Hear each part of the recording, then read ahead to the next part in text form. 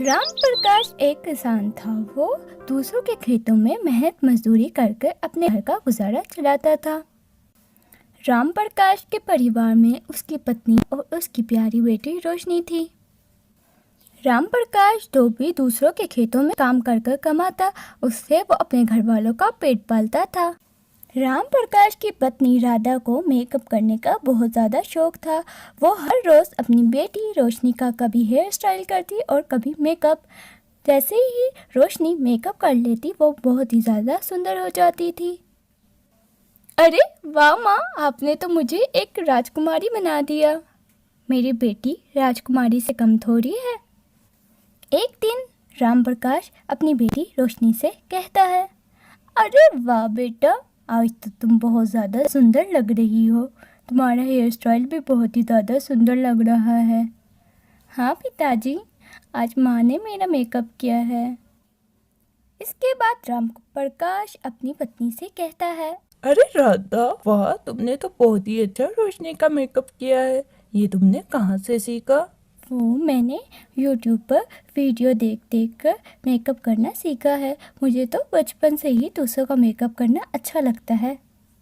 एक दिन राम प्रकाश खेतों में काम कर रहा होता है। तभी एक जहरीला सांप राम प्रकाश को काट जाता है।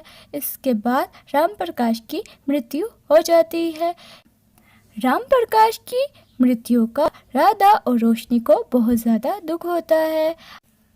अब आस्ता आस्ता घर का सारा राशन खत्म होने लगता है। रोशनी अपनी माँ से कहती है, माँ, चिंता करने की ज़रूरत नहीं, मैं हूँ ना। मैंने पिताजी के साथ खेती बाड़ी का काम सीखा था। अब से मैं जाके खेतों में काम किया करूँगी। ईमानदारनी चाची मुझे बुला रही थी खेतों में काम करने के लिए। बेटी, मुझे माफ़ कर दे, माँ हो के तेरी मदद नहीं कर पा रही, लेकिन अब नहीं। मैंने काम करने का फैसला कर लिया है। अब मैं लोगों के घर में साफ सफाई का काम किया करूँगी। दोनों कमाएंगे तभी तो घर का गुजारा चलेगा। इसके बाद रोशनी खेतों का काम करने चली जाती है और उसकी माँ लोगों के घर साफ सफाई का काम करने लगती है। एक दिन रोशनी खेतों में काम कर रही होती है। तभी उसको ज़ोरों से प्यास लगती है। वो पानी पीने के लिए कुएं की तरफ जाती है। जैसे ही वो पानी निकाल रही होती है, बाल्टी कुएं के अंदर जाकर गिर जाती है। अरे ये क्या हुआ? ये बाल्टी तो कुएं के अंदर गिर गई। अब तो मालकिन मुझे काम से निकाल देगी और मुझे पगार भी नहीं देगी। मुझे तो कुछ ना कुछ करना ही होगा। इसके बाद रोशनी कुएं में छलांग मार देती है। रोशनी कुएं के लिए जाती है और बेहोश हो जाती है। जैसे ही उसे होश आता है तो वो देखती है वो एक अजीब सी दुनिया में है। ये देखकर रोशनी घबरा जाती है और रोने लगती है। अरे मैं यहाँ पर कैसे आ गई? मैं तो बाल्टी लेने आई थी। मुझे तो बहुत ज़्यादा डर लग रहा है। अब मैं घर कैसे जाऊँगी? मेरी माँ का मेरे अलावा कोई नहीं है। मेरे जाने के बाद उनकी देखभाल कौन करेगा? रोशनी का रोता देखकर कुएं से आवाज़ आती है, रोशनी बेटा, रो मत। मैं एक जादुई कुआं हूँ। मैं तुम्हारी मदद करूँगा। हाँ कुआं जी, मेरी मदद करो, क्योंकि घर पर मेरी माँ अकेली है। उनका मेरे अलावा कोई नहीं है इस दुनिया में। मैं अपने घर जाना चाहती हूँ। बेटी, रोने की ज़रूरत नहीं है। मैं तुम्हारी मदद कर दूँगा। कुआं के ऐसे कहते ही बहुत सारे मेकअप का सामान वहाँ पर प्रकट हो जाता है। ये लो बेटा रोशनी, ये जादुई मेकअप है। जो भी लड़की इस मेकअप को लगाएगी वो बहुत ही ज़्यादा सुंदर हो जाएगी। तुम ये मेकअप किट अपने घर ले जाओ और अपनी माँ से कहना कि एक ब्यूटी पार्लर खोल ले। इतना कहते ही रोशनी अपनी आंखें बंद करती है। वो मेकअप किट के साथ अपने घर में जा पहुंचती है। रोशनी सारी बात अपनी माँ को बताती है। उसकी माँ बहुत ज़्यादा खुश हो जाती है और वो अपनी पायल बेचकर एक ब्यूटी पार्लर खोल लेती है। उनके ब्यूटी पार्लर के बगल में ही एक और ब्यूटी पार्लर था, जिसे काजल नाम की लड़की चलाया करती थी। एक दिन जिम्मेदार की पत्नी अपनी बेटी को लेकर राधा के ब्यूटी पार्लर में आ रही होती है। तभी काजल कहती है, अरे जिम्मेदारनी जी, क्या आप मेरी ब्यूटी पार्लर का रास्ता भूल गई हैं?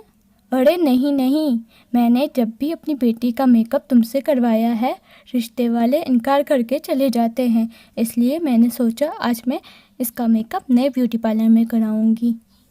इसके बाद जिम्मेदार की पत्नी और बेटी राधा के ब्यूटी पार्लर में चली जाती है। राधा अपनी जादू मेकअप किट से उस लड़की का मेकअप करती है। जैसे ही वो इसका मेकअप करती है, वो लड़की बहुत ही ज़्यादा सुंदर हो जाती है। अरे वाह बेटा, तुम तो बहुत ही ज़्यादा सुंदर हो गई हो, रिश्ता तो पक्का ही समझो। अरे राधा बहन, तुमने तो इसका मेकअप बहुत ही ज़्यादा सुंदर किया है, ये लो पैसे। जिम्मेदार की पत्नी राधा को बहुत सारे पैसे देकर जाती है। अब आस्ता आस्ता गांव के तमाम लोग राधा से ही मेकअप कराने लगते हैं।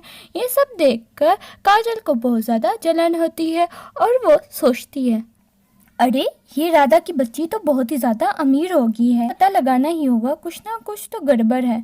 इसके बाद काजल उन दोनों माँ बेटी का पीछा करने लगती है। एक दिन रोशनी और राधा जादुई मेकअप किट के बारे में बात कर रही होती है।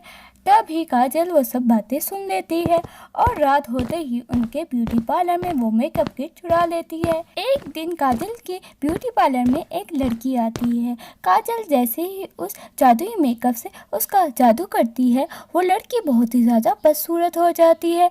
इसके बाद वो लड़की काजल की बहुत ज़्यादा पिटाई करती है। अरे नहीं नहीं, बचाओ, मुझे कोई तो बचाओ। काजल की आवाज़ सुनकर राधा और रोशनी उसके ब्यूटी पार्लर में आती हैं और उसकी मदद करती हैं। इसके बाद राधा जादुई मेकअप से उस लड़की को पहले जैसे कर देती है। काजल को अपनी गलती का बहुत ज़्यादा पछतावा होता है। इसके बाद वो राधा से माफ़ी मांगती है। इसके बाद राधा और रोशनी उस जादुई मेकअप के साथ खुशी खुशी अपना जीवन व्यतीत करने लगे। तो दोस्तों, कैसी लगी हमारी स्टोरी? अगर हमारी स्टोरी अच्छी लगी हो तो हमारे चैनल को सब्सक्राइब करें और साथ में बेल आइकन भी दबा देना। तो मिलते हैं किसी नई स्टोरी के साथ।